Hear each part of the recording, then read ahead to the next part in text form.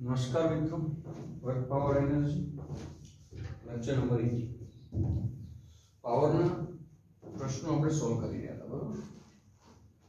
Okay, એમાં કેટલાક પ્રશ્નો લીધા હતા, ટેક્સ્ટ બુકના બાકી હતા, તો એ આપણે જોઈએ આજે. આજના લેક્ચર પછી પાવર પછી એક જ ટોપિક હવે આ ચેપ્ટરનો બાકી છે, કોલિઝન. હા, આમ બે સોરી, કોલિઝન અને રિબાઉન્સિંગ બોલ, બરાબર છે. બંનેના થઈને કદાચ 2-3 લેક્ચર થઈ શકે. હા, 3 થશે. પાવર પછી 3 લેક્ચર થશે, તો મતલબ મોટાભાગનું ચેપ્ટર ચાલી ગયું છે હવે.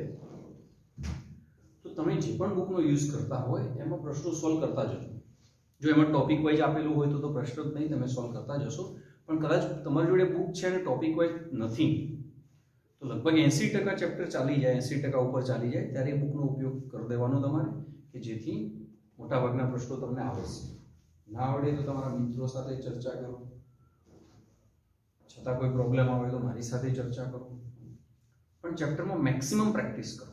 એટલી પ્રેક્ટિસ કરો કે આ ચેપ્ટરનો જ્યારે બી પ્રશ્ન આવે તો સોલ્વ થઈ જવો જોઈએ, એટલી પ્રેક્ટિસ કરો. હું વારંવાર કહેતો રહું છું, ફિઝિક્સ એટલે પ્રેક્ટિસનો સબ્જેક્ટ છે.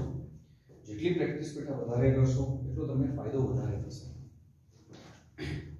પ્રેક્ટિસ માટે પછી તમારા મિત્રો સાથે ચર્ચા કરો કે એકલા બેઠા બેઠા પ્રશ્ન સોલ્વ કરો, સાહેબ સાથે ચર્ચા કરો, એ બધો એનો ભાગ છે, બરોબર? તમારી જોડે બુક હોય, એ બધા જ પ્રશ્નો સોલ્વ થઈ ગયા હોય, તો એ બુકની અંદર જે હાર્ડ પ્રશ્નો હતા એના ઉપર તમે કંઈ માર્ક કરતા જાઓ અને એને અમુક દિવસ પછી ફરીથી સોલ્વ કરો. 1-2 ચેપ્ટર ચાલે એના પછી ફરીથી એ સ્ટાર કરે લાગે, જે હોય, જે હાર્ડ તમને લાગ્યા હોય એ ફરીથી સોલ્વ કરો. પેલા તમને આમ બી આવડ્યા છે એટલે વાંધો નહીં આવે. તો આમ કરતા કરતા દરેક ચેપ્ટરની એટલી પ્રેક્ટિસ કરી લો કે સ્ટાર તમારા ચેપ્ટરમાંથી નીકળી જાય. મતલબ કે 1-8 મહિના પછી સોલ્વ કરો જાતે થઈ જાય તો સ્ટાર હટાવી દેવાનો નથી થતો. તો હજી બી એક પ્રશ્નમાં પ્રોબ્લેમ છે. એ પ્રકારના પ્રશ્નોમાં આવું કંઈક આયોજન કરો અને મેક્સિમમ પ્રશ્નો સોલ્વ કરો અને દરેક ચેપ્ટરની શોર્ટ નોટ બનાવતા જાઓ. ઓકે, ચલો આગળ વધીએ. પાવરમાં પહેલા ઉદાહરણનો એક સિમ્પલ પ્રશ્ન છે, જોઈ લઈએ. ઉદાહરણ નંબર 6.11 છે. બુક લઈને બેસજો, તમારી જોડે રકમ છે. ઉદાહરણ 6.11 પછી એક્સરસાઇઝના જે પાવરના છે એ પણ જોઈ લઈએ. ઓકે, કઈ કહ્યું છે કે મહત્તમ 1800 કિલોગ્રામ લિફ્ટ વત્તા મુસાફરોને 1800 કિલોગ્રામ સહન કરી શકે એવી એક લિફ્ટ 20 મીટર પર સેકન્ડની અચળ ઝડપથી ઉપર જઈ રહી છે. વિરુદ્ધ દિશામાં એના પર ગતિનું અવરોધક બળ, ઘર્ષણ બળ લાગે છે 4000 ન્યૂટન. તો મોટર વડે લિફ્ટને પૂરો પડાતો લઘુત્તમ પાવર વોટ અને હોર્સ પાવરમાં શોધો. હોર્સ પાવરમાં ટ્રાન્સફર કરવા માટેનું તો આપેલું છે તમને. ઓકે, વોટમાં શોધીએ, હોર્સ પાવરમાં તમે કરી લેશો. તો આ લિફ્ટ છે, એમાં મુસાફરો,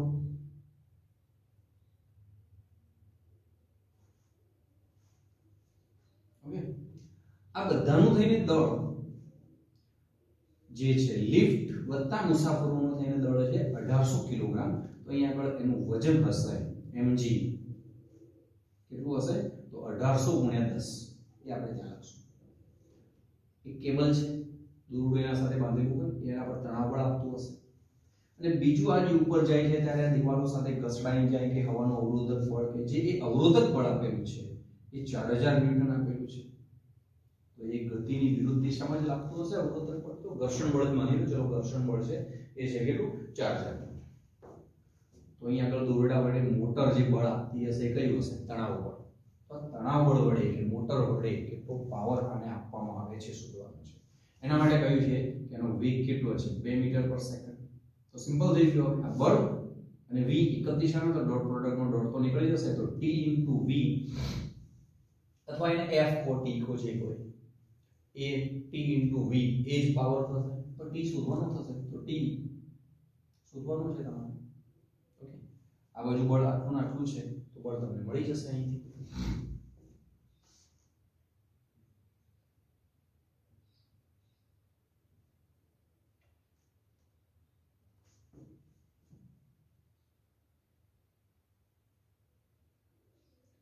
પૂરું પડતું બળ.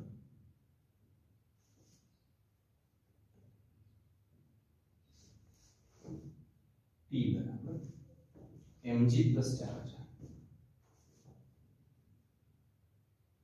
કે મેં આવું લખ્યું તેનું કારણ છે કે વેગ અચળ એનો મતલબ પ્રવેગ 0 પ્રવેગ 0 એનો મતલબ શું થયો ઉપરનું બળ બરાબર નીચેનું બળ પરિણામી બળ 0 પરિણામી બળ 0 એનો મતલબ ઉપરનું બળ બરાબર ઓકે આ બધું તમે બોર્ડના ચેપ્ટરમાં ભણી ગયા છો ને એની મારે ચર્ચા વધારે કરવી નથી અહીં એક જ સોરી 1800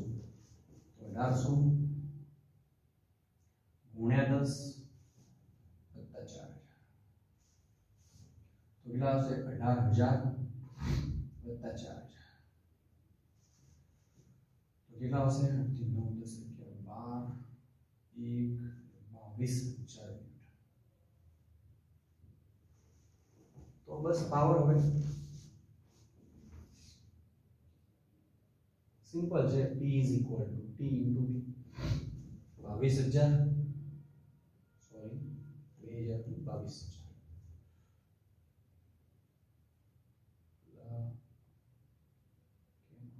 છે ગુણ્યા V એટલે કેટલા છે 2 તો 44000 કેટલો હશે બેટા 44000 અને હોર્સ પાવર્સ માં તમારે જો કન્વર્ટ કરવું છે તો 746 વડે ભાગી દેશો તો તમને મળી જશે હોર્સ પાવર માં આવશે 59 હોર્સ પાવર કેટલા વડે ભાગશો તમે 746 જો કે કાલે આપેલું છે તો કરી શકશો તમે ચલો એક્સરસાઇઝ ના ક્વેશ્ચન તરફ જઈએ એક્સરસાઇઝ નો પાવર નો ક્વેશ્ચન છે 6.9 અને હટાવી દો ચલો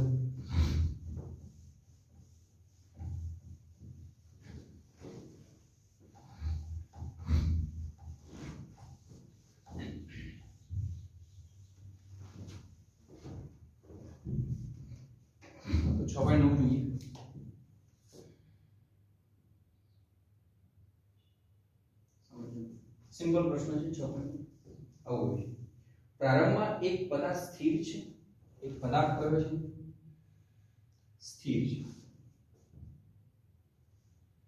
તો ઇનિશિયલ એની સ્પીડ 0 છે ઓકે પછી ગયું છે એક પરિમાણમાં અચળ પ્રવેગથી ગતિ શરૂ કરે છે અચળ પ્રવેગથી હવે ગતિ શરૂ કરે છે પ્રવેગ અચળ છે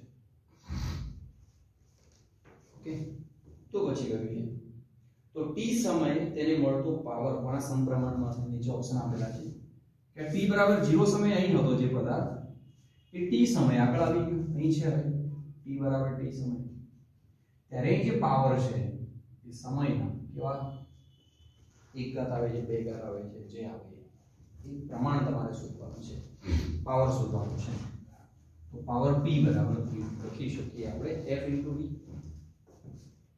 power P = F * V simple છે બરોબર છે ભાઈ F બરાબર m લખી શકાય * V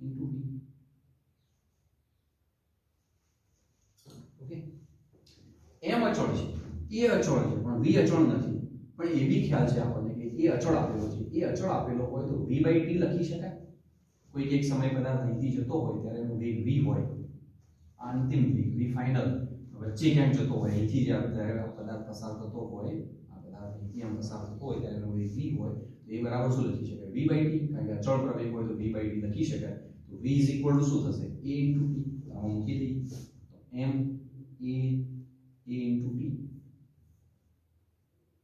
એટલે પ્રવેગ અચળ છે તો લખી શકાય તો m a square તો p proportional to t આ તમારું सिंपल क्वेश्चन ओके આગળ વધીએ બીજો એક આવો પ્રશ્ન આપેલો છે સ્વાધ્યાયનો 6.10 જો હું રકમ વાંચું ધ્યાન રાખતા જજો તમે 6.10 માં કહ્યું છે એક પદાર્થ અચળ પાવરના ઉદ્ગમની અસર હેઠળ એક દિશામાં ગતિ કરે છે અચળ પાવર છે આ ગતિ કરે છે પણ પાવર અચળ છે p અચળ છે અને જે ફોર્સ પૂરું પાડવામાં આવે છે કોઈ મશીન દ્વારા કે ગમે તે એ ફોર્સ નો પાવર કેવો છે અચળ પાવર કેવો છે અચળ પાવરના ઉદ્ગમની જે ઉદ્ગમ એકમ છે જે પણ એક મશીન છે કે ગમે તે એકમ છે જે પાવર અચળ પૂરો પાડે છે તો t સમયમાં તેનું સ્થાનાંતર કોના સમપ્રમાણમાં હશે તો t સમયે પદાર્થ જ્યાં પણ હોય t સમય ધારો અહીંયા આવી ગયો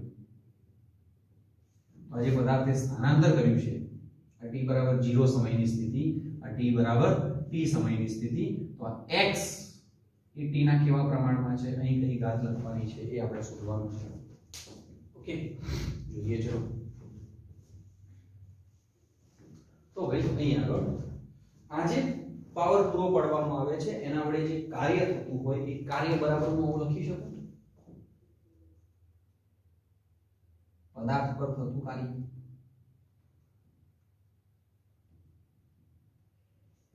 W is equal to P into T કારણ કે P બરાબર W by T અચળ પાવર હોય લખી શકાય W by T કાલે બધું સમજાવ્યું તો અહીં અચળ પાવર છે તો W બરાબર P into T લખી શકાય ઓકે અને આ W બરાબર ડેલ્ટા K બી લખી શકાય આ લખી શકાય W બરાબર ડેલ્ટા K પણ લખી શકાય W બરાબર અને W બરાબર ડેલ્ટા K બી છે ડેલ્ટા K એટલે 1/2 mv સ્ક્વેર પ્રારંભિક 0 છે સ્થિર સ્થિતિમાં એટલે 1/2 mv સ્ક્વેર 1/2 mv સ્ક્વેર અહીં લખી દઈએ તો 1/2 mv square is equal to p into t તો v square is equal to 2p t by m तो v is equal to under root 2p by m t raised to 1 by 2 અને v એટલે લખી શકાય બેટા dx by dt is equal to under root 2p by m t raised to 1 by 2 t raised to 1 okay dt ના બદલાઈ દઈએ તો શું થશે dx is equal to under root 2p upon m t raised to 1 by 2 dt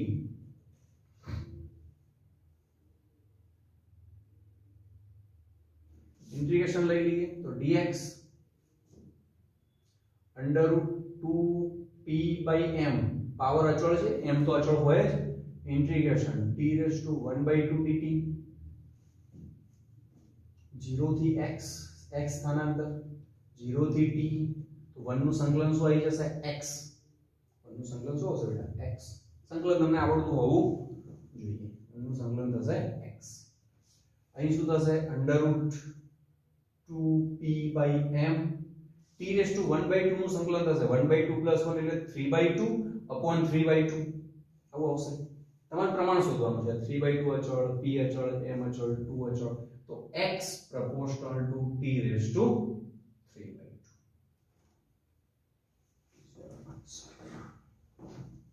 okay तो देख लो एक बार અને વ્યવસ્થિત નોંધ કરજો આગળ વધીએ હવે બીજા બે પ્રશ્નો આપણે ગણેલા બરોબર चलो આગળનો પ્રશ્ન છે તમારો 6.15 તો 6.15 ની એક વાર રકમ વાંચી લો હું બી રકમ વાંચું અને આને હટાવી બરોબર લખાઈ ગયું હશે તો અહીં વિડિયોને સ્ટોપ કરીને હવે લખી શકો છો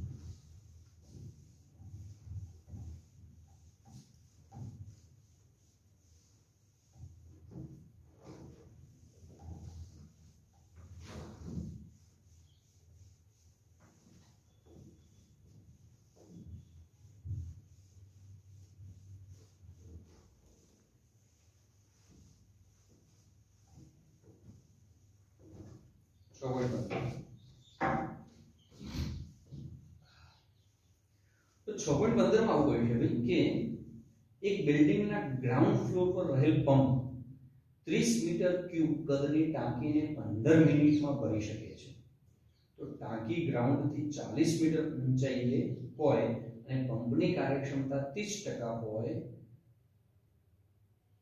તો પંપ દ્વારા કેટલા વિદ્યુત પાવરનો ઉપયોગ થયો હશે મોટરની અંદર કાલે મેં સમજાવ્યું કે એક મોટર છે એ ઇનપુટમાં શું લે વિદ્યુત એનર્જી.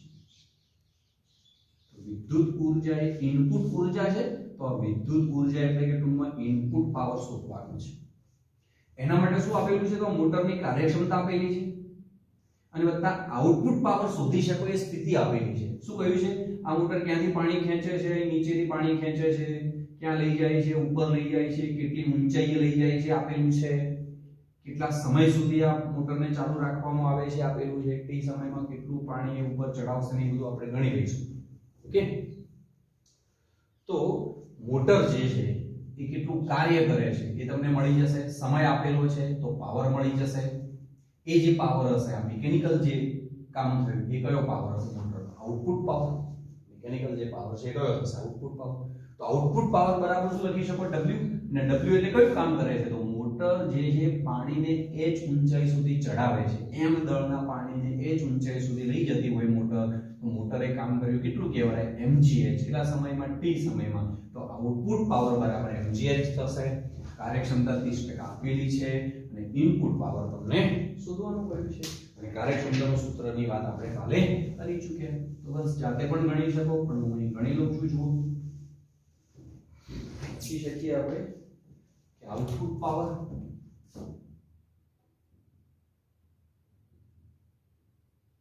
મોટરનો આઉટપુટ પાવર PO બરાબર મોટરે કરેલું કાર્ય ભાગ્યા T. મોટર કેટલું કાર્ય કરે છે? તો m દળના પાણીને h ઊંચાઈએ લઈ જતો હોય તો mgh upon T. m દળના પાણીને h ઊંચાઈએ લઈ જાય છે. તો m તો આપેલું નથી, તો દળ બરાબર શું લખી શકો? ઘનતા ગુણ્યા કદ.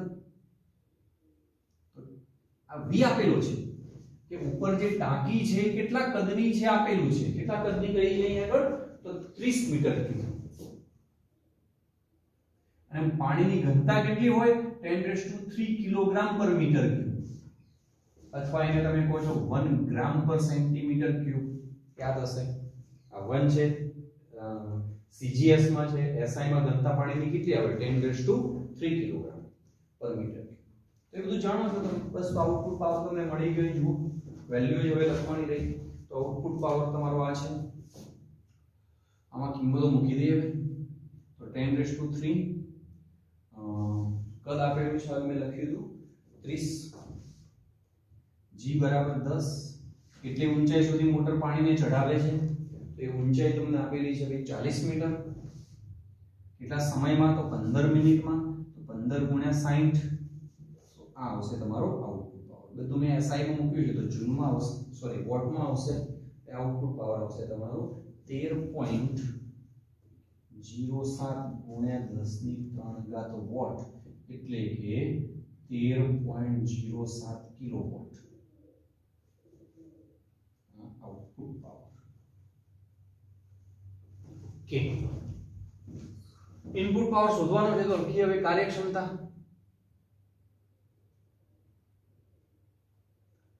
n is equal to output power n या ईटा upon input power गुण્યા 100. કાર્યક્ષમતા તમને બેટા આપેલી છે રકમ અહીં 30%, તો લખી દઈએ 30. આઉટપુટ પાવર તમને મળી ચૂક્યો છે 13.07 10³ અથવા કિલોવોટમાં જ લઈએ તો પેલું કિલોવોટમાં જ મળશે. જે એકમમાં લઈએ એકમમાં મળે, કારણ કે ગુણોત્તરમાં છે તો આનો એકમ હશે એ જ મળશે 100. ટકા અને 0 તો કેન્સલ, તો pi બરાબર 13.07 કિલોવોટ ગુણ્યા 10 ભાગ્યા 3. ઇનપુટ પાવર તમારો આવી જશે 43.6 કિલોવોટ.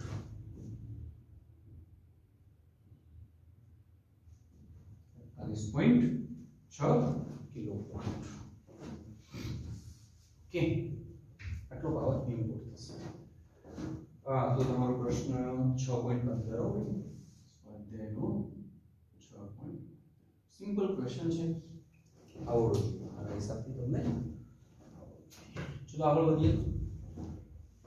ઉધાર લેશો ફટાફટ. આગળનો પ્રશ્ન તમારે સમજવાનો છે એ છે 6.15 પછી 6.21. બહુ સારો પ્રશ્ન છે, ધ્યાન રાખશો.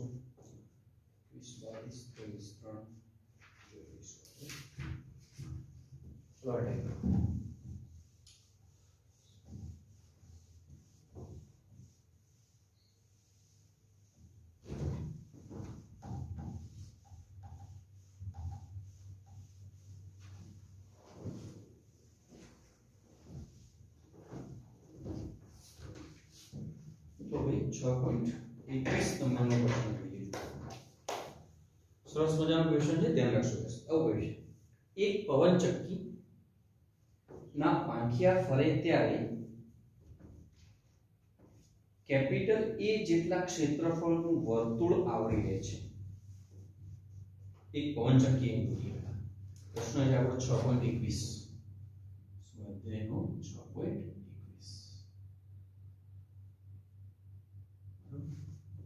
आई पवन चक्की में જોયેલી હશે ક્યાંક ને ક્યાંક.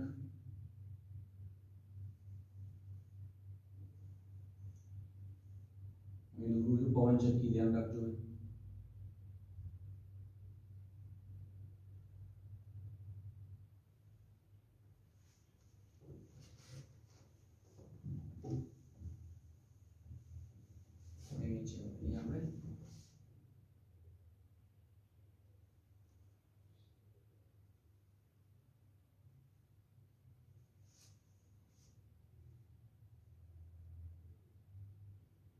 पवन चक्की भी एक मशीन है जे શું કામ કરે તો પવન જે ઊર્જા છે પવનમાંથી જે કુદરતમાંથી જે ઊર્જા મળે છે એને વિદ્યુતમાં રૂપાંતરણ કરે. તો આ એક મશીન એવું છે કે જેમાં ઇનપુટ એનર્જી કઈ થશે? કુદરતી ઊર્જા, પવન ઊર્જા. આઉટપુટ એનર્જી કઈ થશે? વિદ્યુત ઊર્જા. બરોબર છે. इनपुट શું જશે? પવનની જે ઊર્જા જેના કારણે પાંખિયા ફરશે એટલે અંદર ટર્બાઇન ફરશે. એ ટર્બાઇન જે હોય છે એની જોડે જે ચક્કર ને બધા જોડેલા હોય છે, જે ટર્બાઇન ફરે એ ટર્બાઇન જે ફરે એના કારણે વિદ્યુત ઊર્જા ઉત્પન્ન થશે. ટર્બાઇનમાં કઈ રીતે વિદ્યુત ઊર્જા ઉત્પન્ન થાય છે તમે 12માં ભણી લેશો, તો એની હાલ ચિંતા કરવાની નથી. પણ ટૂંકમાં પવન ઊર્જાનું વિદ્યુત ઊર્જામાં રૂપાંતરણ કરતું આ એક સાધન છે. તો અહીં હું આ પાંખિયું દોર દઉં.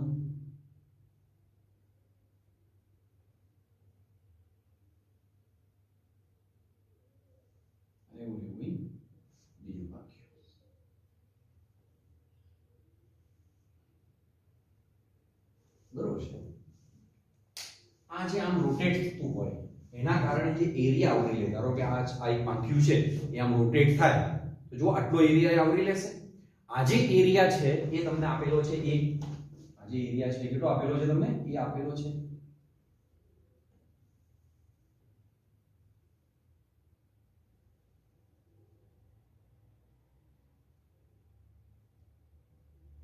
અહીં ટૂંકમાં એક સર્કલ આમ હું બનાવું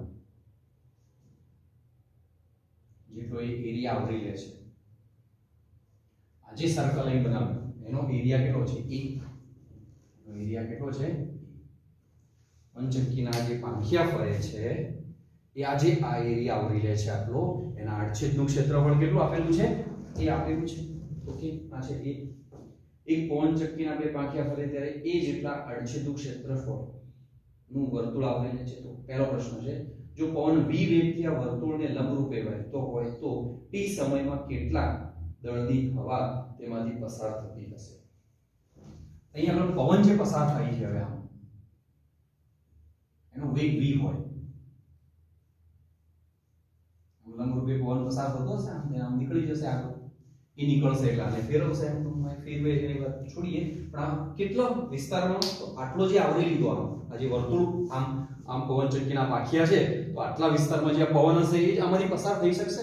તો એ આડછેદ વાળા વિસ્તારમાંથી પસાર થઈ શકશે અને t સમય સુધીમાં પવન જાય ત્યાં સુધીમાં ધારો કે અહીંથી રહેલો અણુ અહીં સુધી પસાર થઈ શકે તો આટલા એક નળાકાર જેટલા ભાગની અંદર જેટલી પણ હવા હોય એનું દળ તમારે શોધવાનું છે. ધારો કે પવનનો વેગ એટલો છે કે જેના કારણે એ t સમયમાં l અંતર કાપી શકતી હોય તો l લંબાઈનો એક નળાકાર જે વિચારીએ આપણે એ નળાકારનો હવાનો આ નળાકાર છે એ આ પાંખિયામાંથી પસાર થઈ જશે. તો એનું દળ ધારો કે m છે, આટલી હવાનું દળ m છે, તો આ દળ તમારે શોધવાનું છે. ફરીથી પ્રશ્ન બધું ધ્યાન રાખજો. તમને શું કહ્યું છે? એક પવન ચક્કી છે, અહીં આઉટપુટમાં બે વાયરમાં એનર્જી મળશે. જો કે અહીં આપણે જોયું નહીં છોડો. શું કહ્યું છે તમને અહીં આગળ? તો એક પવન ચક્કી છે. એ પવન ચક્કીના પાંખિયા જ્યારે આમ ફરે ત્યારે એનું વર્તુળ જે આવરી લે છે એનું આડછેદનું ક્ષેત્રફળ કેટલું છે? એ જો એ પવન v વેગથી ફૂંકાતો હોય, આ પવન જે ફૂંકાય છે મેં લખ્યું છે, તીર વડે દર્શાવ્યું છે, એનો વેગ કેટલો છે? v હોય. જો પવન ફૂંકાય જેનો વેગ v હોય તો t સમયમાં કેટલા દળની હવા પાંખિયામાંથી પસાર થશે? અહીંથી v વેગથી પવન ફૂંકાતો હોય, એનો વેગ એટલો હોય કે t સમયમાં એક વાયુના અણુ l જેટલું અંતર કાપતા હોય, તો આ પવન ચક્કીથી લઈને l અંતરમાં જેટલી હવા છે એટલી આમાંથી પસાર થઈ જશે. કેટલા અંતરે? l અંતરે. કારણ કે t સમયમાં l અંતર કાપી શકે છે. જુઓ તો અહીં રેલો હવાનો અણુ તો આગળ જ ગયો હશે, અહીં રેલો એના પાછળ હશે, હજી તો અહીં જ આવ્યો હશે, આમાંથી પસાર નહીં થયો હોય. તો એવું કહી શકાય કે v વેગ એનો એટલો હોય કે t સમયમાં l અંતર કાપી શકતો હોય તો આટલી હવા અંદરથી પસાર થઈ શકે છે. એનો મતલબ આજે મેં નળાકાર દોર્યો છે જેનો આડછેદનું ક્ષેત્રફળ a છે, લંબાઈ l છે, એની અંદર જેટલી હવા હશે એ હવાનું દળ તમારે શોધવાનું છે. તો t સમયમાં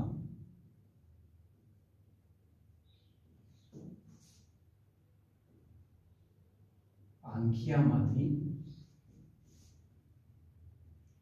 પસાર થતી હવાનું દળ m હોય તો m બરાબર હવાની ઘનતા ρ * v.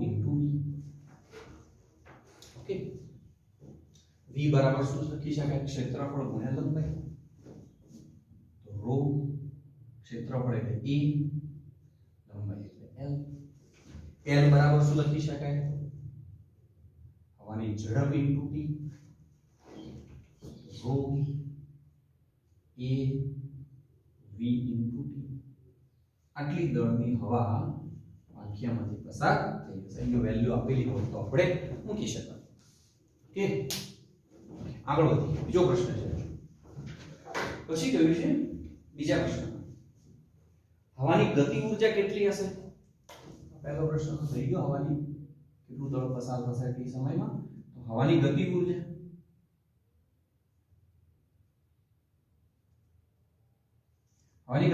એટલે 1/2 દળ m, વેગ એનો v સ્ક્વેર. m તમારી જોડે છે એ કિંમત આમાં મૂકી દો તો હવાની ગતિ ઊર્જા. આ ગતિ ઊર્જા એટલે પવન ચક્કી માટે કહીએ તો ઇનપુટ એનર્જી કહેવાય. આગળ એક પ્રશ્ન છે તો એમાં જરૂરિયાત પડશે તો ઇનપુટ એનર્જી તરીકે દર્શાવી દઉં આગળ. તો 1/2 m ની કિંમત સોરી મૂકવાની છે. તો m ની કિંમત આ રહી ρ a v * t * v square * v એટલે v⁻³ થશે. તો 1/2 ρ a v⁻³ * t. ઓકે, તો આટલી ગતિ ઊર્જા થશે. ઓકે, ત્રીજો પ્રશ્ન છે. ધારો કે પવન ચક્કી પવન ઊર્જાની 25% ઊર્જા વિદ્યુત ઊર્જામાં રૂપાંતરણ કરી શકે છે. તો બીજા પ્રશ્ન માટે આ જે મશીન છે પવન ચક્કી વાળું એની કાર્યક્ષમતા આપી દીધી બેટા 25%. પવન ચક્કીની કાર્યક્ષમતા એમસીક્યુ ના સંદર્ભમાં આવું બધું લખાણ લખવાનું હોતું નહીં. તમારું 11મું છે, હજુ સ્કૂલમાં તમે આવ્યા નથી, હું બધું પરફેક્ટલી લખતો જાઉં છું, બરોબર? અને તમે બે જ પ્રકારે ચોપડો બનાવો છો. ઓકે, તો 25% છે. 25% ઊર્જાનું વિદ્યુત ઊર્જામાં રૂપાંતર કરી શકે છે. આડછેદનું ક્ષેત્રફળ 30 મીટર સ્ક્વેર હોય, વેગ 36 કિલોમીટર પર કલાક હોય, હવાની ઘનતા 1.2 SI યુનિટમાં આપેલી છે, કિલોગ્રામ પર મીટર ક્યુબ છે. તો કેટલો વિદ્યુત પાવર ઉત્પન્ન થશે? કેટલો વિદ્યુત પાવર ઉત્પન્ન થશે નક્કી કરવું હોય તો કેટલો ઇનપુટ પાવર છે પણ ખબર હોવી જોઈએ. તો ઇનપુટ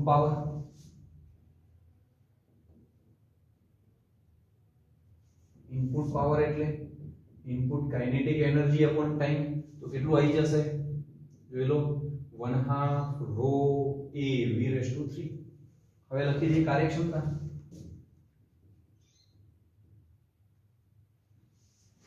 વિદ્યુત પાવર શોધવાનો છે મતલબ આઉટપુટ પાવર શોધવાનો છે. હવે પાવર શોધવાનો છે આઉટપુટ. પહેલા જ મેં સમજાવ્યું કે પવન ચક્કીની અંદર ઇનપુટ તરીકે એનર્જી પવન ઊર્જા જાય અને આઉટપુટ સ્વરૂપે કઈ ઉર્જા મળે? વિદ્યુત ઉર્જા મળે. તો કાર્યક્ષમતા n બરાબર લખી શકો આઉટપુટ પાવર ભાગ્યા ઇનપુટ પાવર ગુણ્યા 100. બસ આમાં કિંમતો મૂકી દઈએ. આ કેટલું આપેલું છે? 25%. આઉટપુટ તો શોધવાનો છે 1/2 રો a v3 ગુણ્યા 100. અહીં આવશે 4. PO ને હવે ટૂંકમાં કરતા બનાવી દઈએ તો PO બરાબર 1/2 અને 4 પણ આવશે તો 1/4 રો a v3. બસ આમાં કિંમત મૂકી દઈએ 1/2 1/4 1.2. a અને v તમને આપેલા હતા. એકવાર જોયું a તમને આપેલા છે ભાઈ 30 અને v આપેલા છે 36. 36 v આપેલા છે તો એના બાજુ SI માં લેવું પડશે તો 10 થશે. તો 30 અને 10 છે તો 30 અને 10 નો ઘન એટલે 10⁻3. તો આઉટપુટ પાવર ઇનપુટ આ જે પવન ચક્કી છે એ પર સેકન્ડે આટલી જૂલ ઉર્જા આપશે એવું કહેવામાં આવે છે અને એ તમને મળશે અહીંયા આગળ કેટલું મળશે તો 4500 વોટ.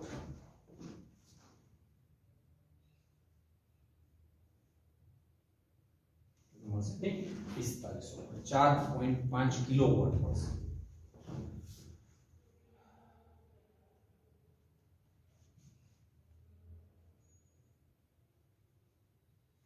ઓકે ફરીથી એકવાર જોઈ લેજો. સરસ પ્રશ્ન છે.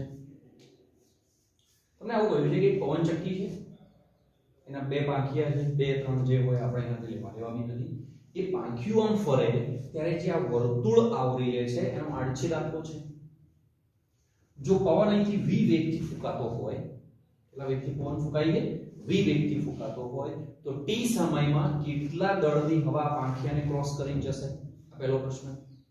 તો જો પવન v વેગથી ફૂંકાતો હોય એ વેગ એટલો હોય કે t સમયમાં એ l અંતર કાપી શકતું હોય તો એવું કહી શકાય કે l અંતરની અંદર જેટલી હવા હોય આ એક આડછેદ આટલો ભાગ છે આ આડછેદ એટલા ભાગની અંદર આ નળાકાર જે બને એ નળાકારની અંદર જેટલી હવા હોય દળ શોધવાનું છે. આ જે હવાનો એક નળાકાર થયો એ t સમયમાં આમ ફરતે પસાર થઈ જશે. જો વિવેકથી ફૂંકાઈ ગયો તો આ નળાકાર એ આટલો છે અડી નામે છે કે અહીંથી જ છે કે અહીંથી અહીં સુધી છે તો t સમયમાં અહીં આવી જશે. તો આટલી હવા આમાંથી પસાર થઈ જશે જેના આ જે હવાવાળો નળાકાર છે એનું ક્ષેત્રફળ એ લંબાઈ l છે. ઓકે દળ એનું શોધવું છે તો એનું દળ એમ હોય તો ઘનતા ગુણ્યા કદ એટલે શું થઈ જાય ક્ષેત્રફળ ગુણ્યા લેન્થ. લંબાઈ બરાબર શું થાય v * t. એકમ સમયમાં કેટલી એટલે દળની હવા પસાર થશે શોધવું હોય તો t બરાબર 1 થઈ જશે. હવાની ઘનતા ક્ષેત્રફળ હવાનો વેગ આ બધું આપેલું હોય છે અથવા એ પછી કહ્યું છે હવાની ગતિ ઊર્જા શોધવું તો ગતિ ઊર્જા આટલી થશે 1/2 mv². સિમ્પલ. પછી કહ્યું છે કે જો આ જે આ જે પવન ચક્કી છે એ જે પવન ચક્કીની કાર્યક્ષમતા 25% હોય મતલબ કે 100 જૂલ ઉર્જા ગતિ ઊર્જા સ્વરૂપે હવા જોડે 100 જૂલ ઉર્જા અંદરથી દાખલ થાય તો અહીં વિદ્યુત ઊર્જા જે મળે છે એ વિદ્યુત ઊર્જા 25 જૂલ જ મળે છે એને કાર્યક્ષમતા કહેવાય. તો પછી તમને કહ્યું છે કે પર સેકન્ડે આ પવન ચક્કી જે છે એ કેટલી વિદ્યુત ઊર્જા ઉત્પન્ન કરતું હશે. પર સેકન્ડે ઉત્પન્ન કરેલી વિદ્યુત ઊર્જા એટલે ટૂંકમાં આઉટપુટ પાવર કેટલો હશે કહ્યું છે. આઉટપુટ વિદ્યુત પાવર કેટલો ઉત્પન્ન પાવર એટલે પર સેકન્ડે થતું કાર્ય. પર સેકન્ડે કેટલી એનર્જી આપે છે તો 4500 જૂલ પર સેકન્ડે. આપણે શું લખ્યું છે કે જૂલ પર સેકન્ડ. પર સેકન્ડે આ પવન ચક્કી 4500 જૂલ એનર્જી આપે છે. એ પૂછ્યું છે કેટલી હશે. તો આઉટપુટ પાવર જોઈતો હોય તો ઇનપુટ પાવર ની ખબર હોવી જોઈએ. પાવર બરાબર એનર્જી અપોન ટાઈમ. તો એનર્જી અપોન ટાઈમ ત્યાંની મળી જશે તમને. આઉટપુટ પાવર તો શોધવાનું છે. કાર્યક્ષમતા આપેલી છે તો PO ને કરતા બનાવ્યા કિંમતો આપેલી છે. આ બધું તમે કરી લેશો. ગણિત તમને આવડવું જોઈએ ભાઈ. 1.2 એટલે 12/10 બી કરી શકો તમે. 12 * 3 બરોબર છે. આમ કરતા કરતા આગળ તમે વચ્ચે 8 વડે ને ભાગી દેશો મળી જશે. ગણિત તમારે તે કરી લેવાનું. 4500 વોટ તમને જવાબ મળી જશે. ઓકે વ્યવસ્થિત એકવાર ઉતાર દો. ચલો આગળ વધીએ આપણે. સરસ મજાનો પ્રશ્ન છે એને વ્યવસ્થિત જુઓ. આવા પ્રશ્નો બીજા પૂછાય તો તમને આવડવા જોઈએ.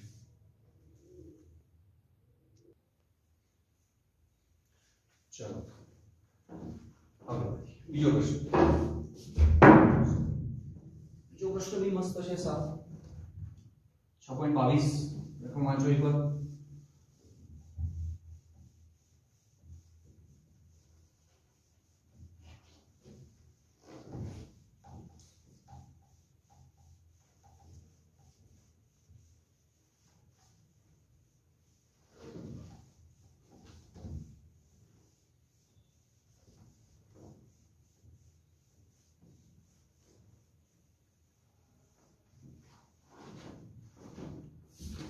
ચોપન 22 બી મસ્ત પ્રશ્ન છે. જુઓ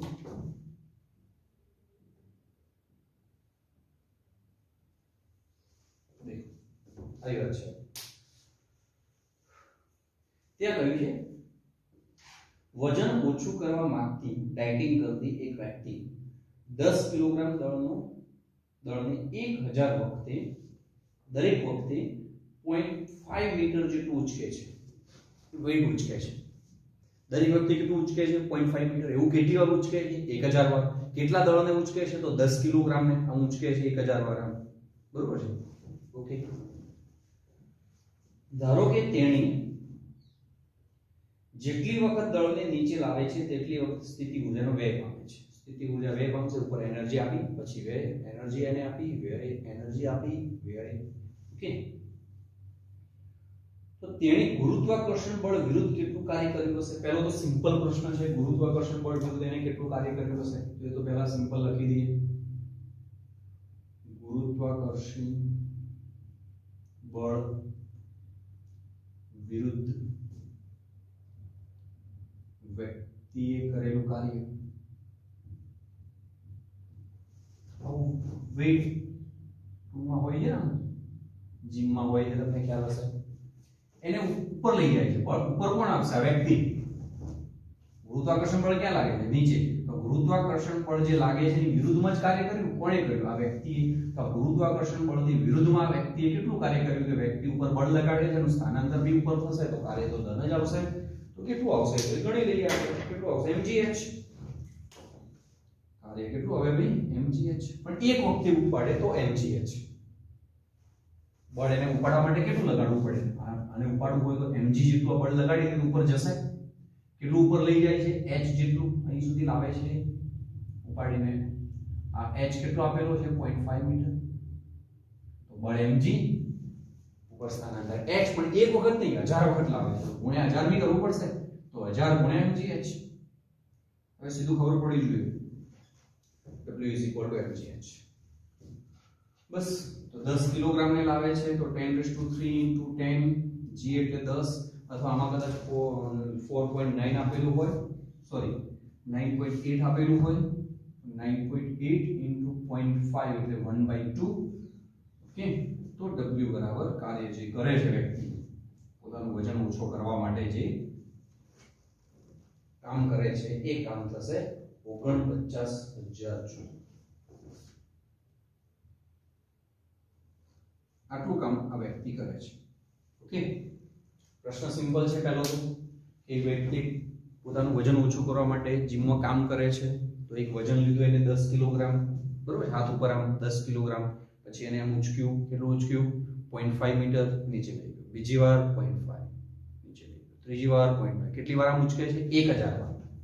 એક વાર ઉચકે તો ગુરુત્વાકર્ષણ બળની વિરુદ્ધ કેટલું કાર્ય કર્યું કહેવાય? બળ ગુણ્યા સ્થાનાંતર. તો બળ કેટલું આવે છે? mg. અને જેટલું લગભગ આવે એટલે ઉચકાય તો mg અને સ્થાનાંતર 0.5. તો આટલું એક વખતમાં કાર્ય કરે એવું 1000 વખત કાર્ય કરે તો આટલું એને કાર્ય કર્યું. મિકેનિકલ કાર્ય એને આટલું કર્યું. હવે પ્રશ્ન જુઓ. આમ તો પેલું કાર્યક્ષમતા વાળું છે એને અનુરૂપ જ છે પણ ટકાવારી પ્રમાણે આપેલું છે એમ આપણે ગણીશું એટલે તમને સરળ રહે.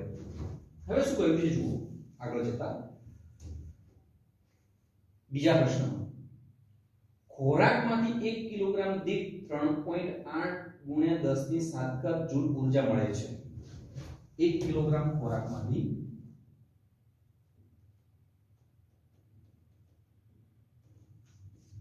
3.8 ગુણ્યા 10⁷ જૂલ ઊર્જા મળે. 1 કિલોગ્રામ ખોરાક લેવામાં આવે તો એ ખોરાકમાં ઊર્જા કેટલી હોય છે? 3.7. માણસને આટલી ઊર્જા મળે છે. ઓકે. આટલી ઊર્જા મળે. પછી કહ્યું છે જેનું યાંત્રિક ઊર્જામાં રૂપાંતરણ 20% કાર્યક્ષમતાના દરે થાય છે આ ઊર્જાનું યાંત્રિક ઊર્જામાં એટલે કે યાંત્રિક કાર્ય કરવામાં યાંત્રિક ઊર્જામાં 20% ઊર્જાનું રૂપાંતરણ થાય છે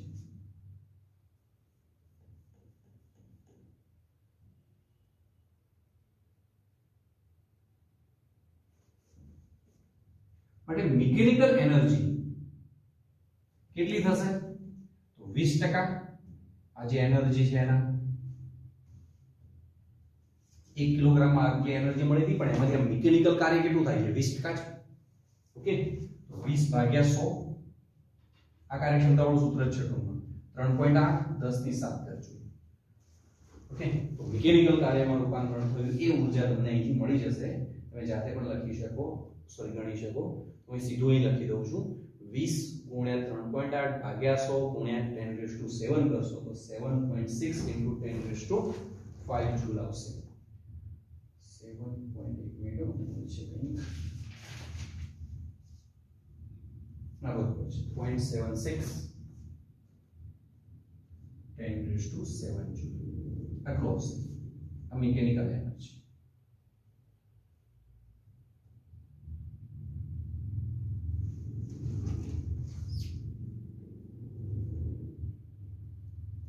ઓકે હવે પ્રશ્ન આવો છે સરસ મજાનો તો પછી કહ્યું છે તો ડાયટિંગ કરનારે કેટલો ફેટ વાપર્યો હશે કેટલું એનું દળ ઓછું થયું હશે આજે કામ કર્યું કેટલું કામ કર્યું તો એને આટલું હવે સમજો પહેલાથી હું સમજાવું છું કે હવે તમારે શોધવાનું છે કે એને કેટલો ફેટ બાળ્યો હશે એનું વજન જ્યારે જીમમાં દાખલ થયો ત્યારે કર્યું અને જીમમાંથી આટલું કામ કર્યા પછી નીકળતા એને એનું પોતાનું દળ કર્યું તો કેટલો ફેરફાર થયો હશે એ તમારે નોંધવાનું અહીં શોધવાનું હોય છે તો જો એ કામ કેટલું કરે છે તો વજનને ઉચકે છે 10 કિલોગ્રામનું કેટલું ઉચકે છે તો 0.5 મીટર જેટલું ઉચકે છે 10 કિલોગ્રામના વજનને 0.5 કિલોમીટર ઉચકતો હોય તો એને એક વખતમાં કેટલું કાર્ય કર્યું કહેવાય બળ એને આપ્યું mg ઊંચાઈ એને h લઈ ગયો તો બળ ગુણ્યા સ્થાનાંતર એટલે mgh પણ એવું 1000 વખત એ કરે છે તો ગુણ્યા 1000 એટલે આટલું કામ એને કર્યું મિકેનિકલ વર્ક આટલું કર્યું આ મિકેનિકલ વર્ક છે આ કયું વર્ક છે મિકેનિકલ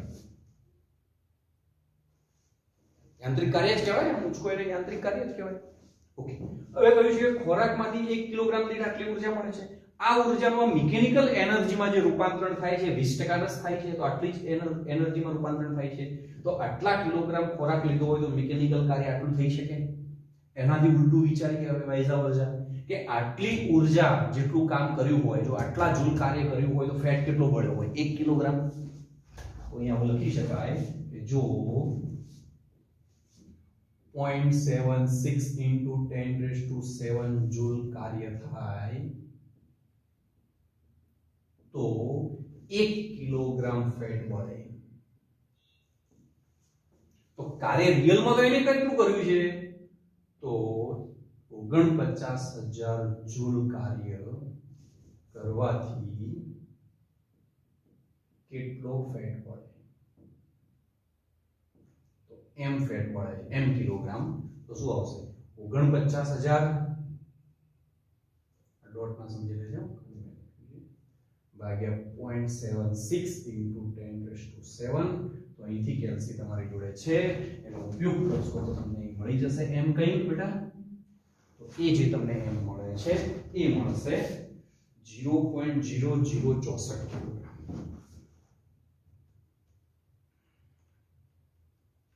ગ્રામમાં લખીએ 1 2 3 એટલે 6.4 એનું દળ આટલું ઓછું થઈ જશે જો આટલું કામ કરે 1000 વાર 10 કિલોગ્રામ ને 1000 વાર ઉચકે આ મુજબ આપણે બોડી કામ કરતી હોય દરેકની પાછું તમે જીમમાં જઈને આવું કેલ્ક્યુલેશન કરવાના જતા તમારી બોડી કેટલું મિકેનિકલ આઉટપુટ આપે છે તમને ખબર નથી આ 10% હોય 5% હોય 30% બી હોય તો આ તો એક એક્ઝામ્પલ આપ્યું છે એટલે આજે સાંજે પહોંચી જશો જીમમાં ચલો આપણે 1000 વખત તો નહીં કરતા કે 100 વખત કરીએ જોઈએ કેટલું બળે છે રિયલમાં જોશો તો ખરેખર કોઈ ફેરફાર નહીં થયો હોય, કારણ કે કિલોગ્રામનો કાંટો હોય છે, 1 તો ગ્રામનો હોતો નહીં, તો પોઈન્ટ પછી આટલા આંકડા બી ના દર્શાવે. બધા તમારું જે બોડીનું સ્ટ્રક્ચર છે એ કદાચ 20% ઉપર કામ બી ના કરતું હોય અને 1000 વાર સુધી તમે કામ બી ના કરી શકો મોટા આંકડા સુધી. તો તમને રિયલમાં હાલ તમે જો જીમમાં જઈને પ્રેક્ટિસ કરવા જાઓ કે સાહેબે સમજાવ્યું એવું થવું જોઈએ, તો આવું થાય છે કે નહીં, હવે સાહેબને ફોન કરો કે સાહેબ આવું થતું ને તો ખોટું હોય તો ખોટું નહીં ભાઈ, આજે ફિગર બુકમાં આપી છે એને અનુરૂપ સાચું છે. ઓકે, તમારી બોડી કઈ રીતે કામ કરે છે, તમારી બોડી જે એનર્જી 1 કિલોગ્રામ લો છો એનું મિકેનિકલ કેટલું આઉટપુટ આપી શકે છે એ આપણને ખબર નથી. ઓકે, તો એક સરસ મજાનો પ્રશ્ન છે. ફરી એકવાર કહી દઉં, ગુરુત્વાકર્ષણ બળ વડે થતું કાર્ય આટલું થશે, આ મિકેનિકલ કાર્ય એને કર્યું કહેવાય. પછી ડેટા જે આપેલો છે અગત્યનો છે, એને કહ્યું છે કે 1 કિલોગ્રામમાંથી આટલી ઊર્જા મળે છે. ઓકે, એનું પાછું આ ઊર્જાનું આજે 1 કિલોગ્રામ ખોરાક લીધો એમાંથી જે એનર્જી આપણને મળી છે એ એનર્જીનું મિકેનિકલ વર્કમાં આઉટપુટ નીકાળવા જઈએ તો ફક્ત 20% મળે છે.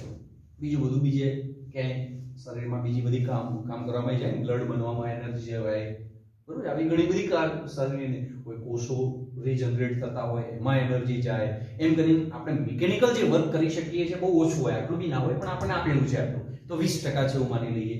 તો આજે એનર્જી આપણે એક ખોરાક 1 કિલોગ્રામ લીધો એમાંથી એનર્જી મિકેનિકલ પ્રોસેસમાં નીકળી આટલી જૂલ ઊર્જા આપણે મિકેનિકલ કાર્ય કરી શકીએ. વ્યવહારિક પછી જે કામ કરવું હોય, પછી આ ઉપાડીએ કે ઘરે કોઈ મમ્મી પપ્પાને હેલ્પ કરીએ, જે પણ મિકેનિકલ એનર્જી આટલી આઉટપુટમાં મળે છે આપણને.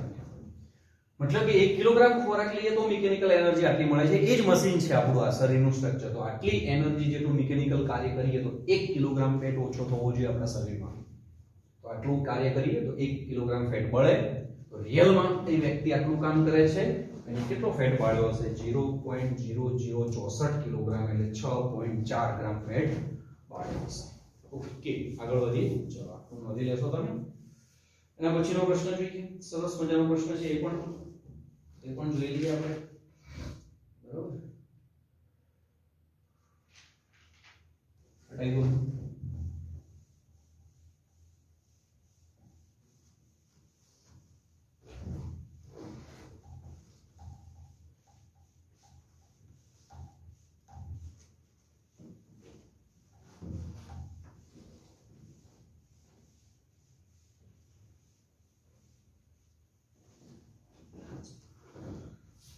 પાવરનો લાસ્ટ ક્વેશ્ચન છે 6.23 નંબરનો પ્રશ્ન.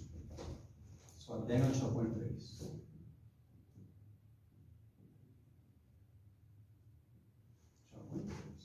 ઓકે, હવે વાત આવી છે કે એક મોટું કુટુંબ 8 કિલોવોટ પાવરનો ઉપયોગ કરે છે.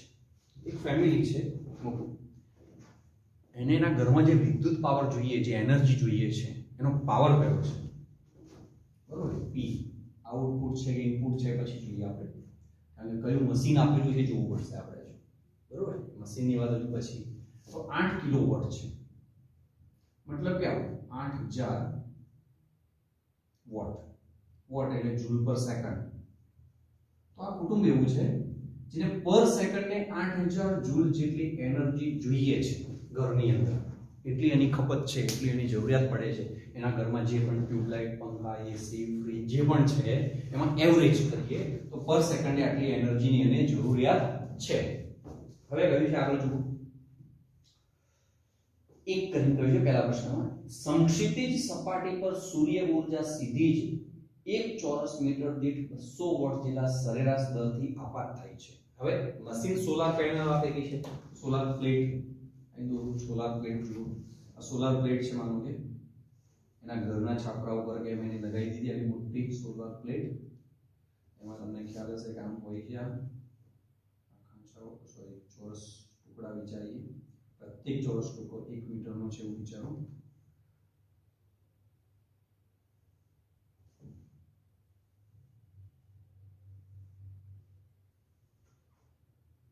હવે એને કહ્યું કે આ એક ટુકડો જે છે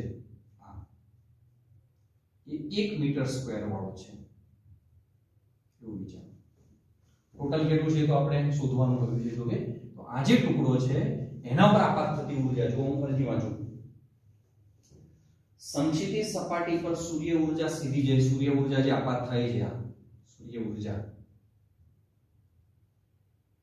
આજે સૂર્ય ઊર્જા આપાત થાય છે, સમક્ષિતિજ સીધી આપાત થતી ઊર્જા 1 ચોરસ મીટર દીઠ 200 વોટ જેટલા સરેરાશ દરથી આપાત થાય છે. આ 1 મીટર સ્ક્વેર નો આ ટુકડો હોય આટલો, તો એના ઉપર આપાત થતી ઊર્જા કેટલી છે? 200 વોટ. આ પાવર છે, આ પાવર છે ઇનપુટ પાવર કહેવાય. સૂર્યની અંદર સૂર્ય ઊર્જા આઉટપુટ પાવર કહેવાય, અને સોલાર પ્લેટ જે જનરેટ કરે પાવર, એ કયો પાવર કહેવાય? Output power. તો આ છે આઉટપુટ પાવર. કહેવાય સોલાર પ્લેટ છે, એની અંદર સૂર્ય એનર્જી, પ્રકાશ ઊર્જા આપાત થઈ, તો એ ગઈ હતી ઇનપુટ એનર્જી, અને એને જે વિદ્યુત એનર્જી બહાર નીકાળી, એ કયો? Output power. તો આઉટપુટ પાવરની આટલી ખપત છે, એને પર મીટર સ્ક્વેર સૂર્ય ઊર્જા આટલી આપાત થાય છે. તો આટલી ખપત પૂરી કરવા માટે આ સોલાર પ્લેટ છે એનું ક્ષેત્રફળ કેટલું હોવું જોઈએ, એ એનો પ્રશ્ન છે. ઓકે, જો આગળ વાંચીએ એટલે ખ્યાલ આવી જશે. 200 વોટ જેટલા સરેરાશ દરથી આપાત થાય છે. જો આની 20% ઊર્જાનું ઉપયોગી વિદ્યુત ઊર્જામાં રૂપાંતરણ, આ સૂર્ય ઊર્જાનું સીધું જ આ વિદ્યુત ઊર્જામાં પૂરેપૂરું રૂપાંતરણ નહીં થતું, કાર્યક્ષમતા કેટલી આપેલી છે બેટા? 20% ઊર્જાનું રૂપાંતરણ થઈ શકતું હોય, 20% ઊર્જાનું જરૂરી વિદ્યુત ઊર્જામાં રૂપાંતરણ થઈ શકતું હોય, તો 8 કિલોવોટ મેળવવા માટે કેટલું મોટું ક્ષેત્રફળ જોઈએ? આ સોલાર પ્લેટનું ટોટલ ક્ષેત્રફળ કેટલું જોઈએ? આપણે ધારી લીધું કે એ જોઈએ. ઓકે, તો વિચાર કરો, પર મીટર સ્ક્વેરે 200 વોટ જેટલી એનર્જી આપાત થતી હોય, તો પાવર 200 વોટ જેટલો પાવર આપાત થતો હોય, તો એ મીટર સ્ક્વેરે કેટલો પાવર આપાત થતો હશે? તો ઇનપુટ પાવર અહીંથી મળી જશે. શું મળી જશે ભાઈ? Input power.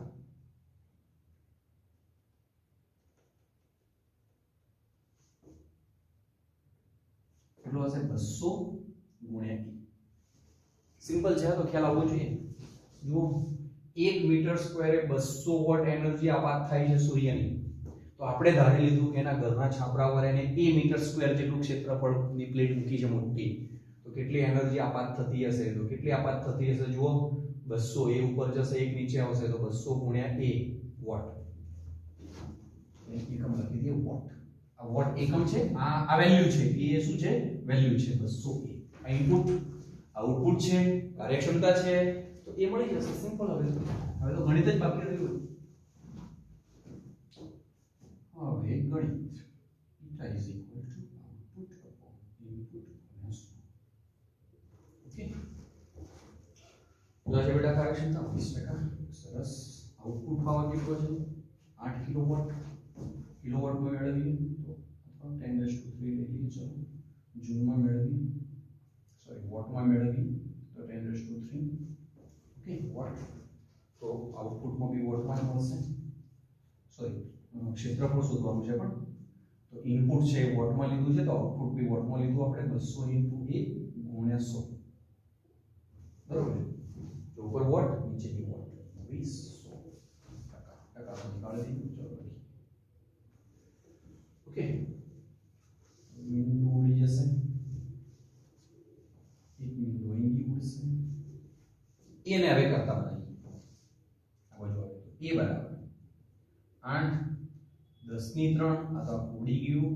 અહીંયા આવશે 2, તો કેટલા આવશે? 40. તો એક બિંદુ ઉડાડીએ તો 2, આ ઉડાડીએ તો 2, કેટલા આવશે? 200 મીટર સ્ક્વેર. એના ઘરના ઉપર કે જે પણ એને જે આપણે વ્યવસ્થા વ્યક્તિ કરેલી છે, એ છાપરું જે છે એ 200 મીટર સ્ક્વેર એરિયા વાળું હોવું. ઓકે, બીજું કયું છે તમને આગળ? નાનો એક બીજો પ્રશ્ન છે બી માં. આ ક્ષેત્રફળને સામાન્ય રીતે જોવા મળતા ઘરના છાપરાના ક્ષેત્રફળ સાથે થતો ઘરનું છાપરું લંબાઈ ગુણ્યા પહોળાઈમાં કેટલું હોવું જોઈએ પૂછ્યું છે તમને.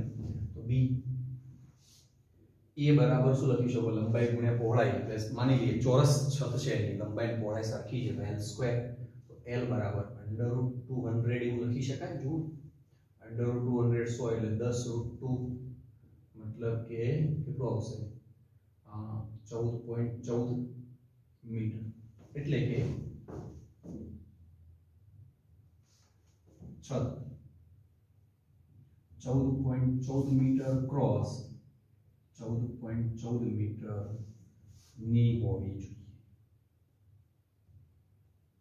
આ એક જ જવાબ છે એવું જરૂર નથી. આવું ચોરસ છત હોય તો પણ ચાલે. 14.14 14.14 અથવા લંબચોરસ છત હોય તો પણ ચાલે. 20 મીટર ગુણ્યા 10 મીટર. જો 20 ગુણ્યા 10 કરશો તો પણ 200 થઈ જશે. 14.14 કરશો તો પણ 200 થઈ જશે. એટલે આ તો એક બુકમાં આપેલું છે 14.14 ગુણ્યા 14.14 એટલે મેં આ પણ જવાબ સાચો જ છે, પણ તમારા ઓપ્શનને અનુરૂપ હોય છે જવાબો તો જો કે. તો એ તમારું પાવર વાળું ટોપિક કમ્પ્લીટ કરીએ બેટા. નેક્સ્ટ ટોપિક છે આપણો કોલિઝન. એના પહેલા લખી દો ચલો ફટાફટ.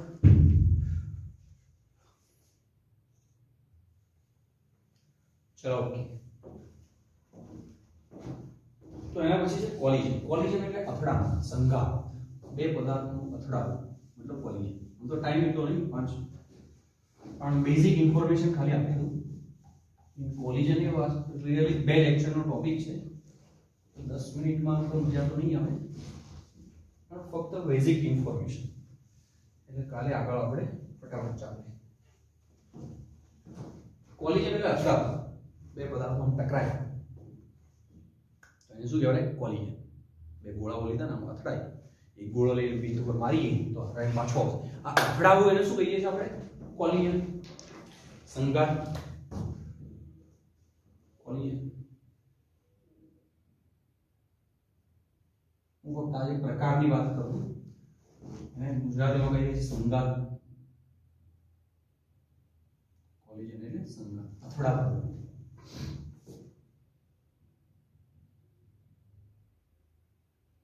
કોલિઝનના મુખ્ય 2 પ્રકાર છે. તમે ઘણી અથડામણો જોઈ હશે. બીજું કંઈ નહીં તો ગાડીઓની અથડામણો તો જોઈ જશે. રસ્તા પર જતા 2 ગાડીઓ ટકરાઈ ગઈ હોય, ડેમેજ થઈ જાય, બરોબર છે, તો એ કોલિઝન છે. તો ઘણી બધી અથડામણોની ચર્ચા કરી છે, પણ મુખ્ય જે કોલિઝન છે, સંઘાત છે, 2 પ્રકારના હોય. એને કહેવાય, એકને કહેવાય ઇલાસ્ટિક કોલિઝન,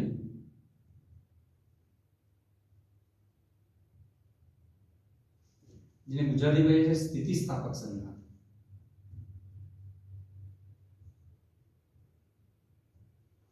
ઓકે. અને બીજાને કહેવાય ઇનલાસ્ટિક કોલિઝન.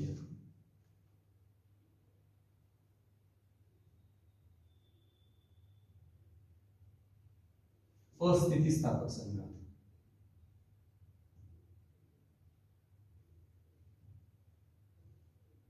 સ્થિતિસ્થાપક સંઘાત અને અસ્થિતિસ્થાપક, આ મુખ્ય 2 પ્રકાર છે. અસ્થિતિસ્થાપક સંઘાત છે એના 2 પ્રકાર છે પાછા.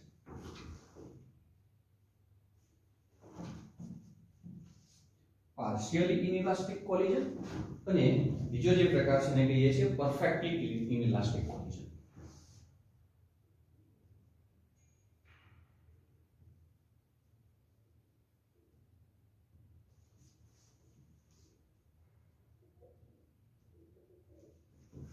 સંપૂર્ણ અસ્થિતિસ્થાપક સંઘાત આને કહેવાય. સંપૂર્ણ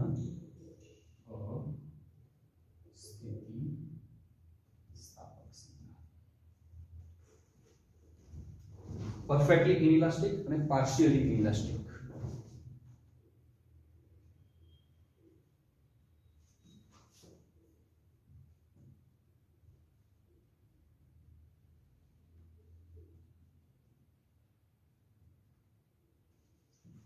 અંશતઃ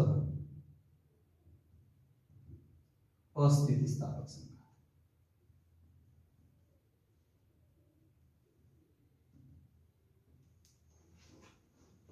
અંશતઃ અસ્થિતિસ્થાપક સંઘાત.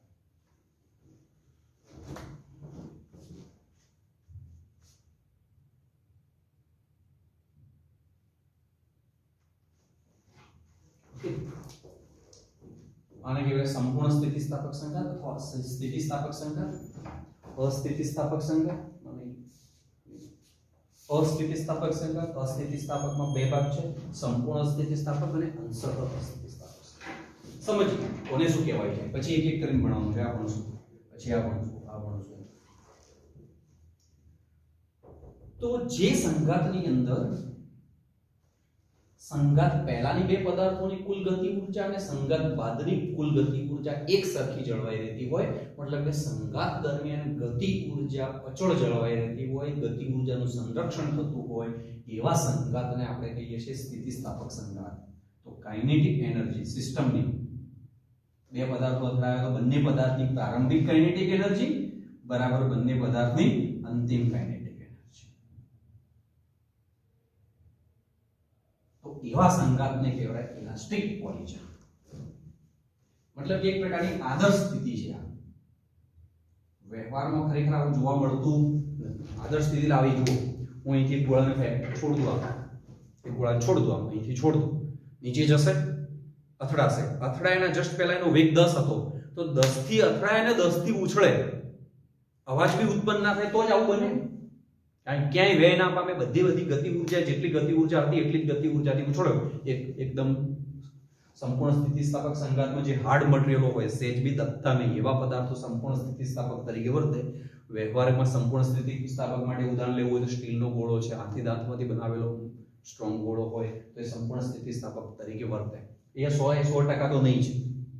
તો અહીંથી છોડીએ, ગયો નીચે જેમ જેમ જશે વેગ વધતો ગયો, ધારો કે અથડાય એ વખતે 10 થી અથડાયો તો ઉછળે પણ 10 થી, તો એવો સંઘાત હોય એને કહેવાય સંપૂર્ણ સ્થિતિસ્થાપક સંઘાત. અસ્થિતિસ્થાપક સંઘાત એટલે જે અથડામણમાં ગતિ ઊર્જાનું સંરક્ષણ ના થતું હોય એને શું કહેવાય? અસ્થિતિસ્થાપક. તો આમાં ગતિ ઊર્જાનું સંરક્ષણ નહીં થાય. KI system not equal to KF, not equal to KF system.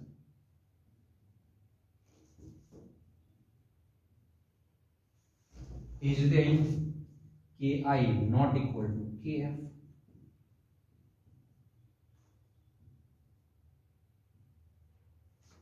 હા, પણ સંપૂર્ણ સ્થિતિસ્થાપક સંઘાત હોય કે અસ્થિતિસ્થાપક સંઘાત હોય, આ બંને સાથે બોલું છું. એમાં વેગમાનનું સંરક્ષણ તો થશે, તો અહીં વેગમાનનું સંરક્ષણ થશે. PI PF. આ તો ભણી ગયા તમે.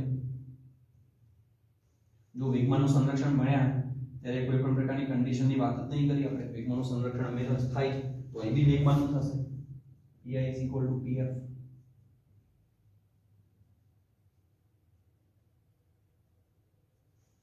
અહીં પણ PI PF લખી શકાય.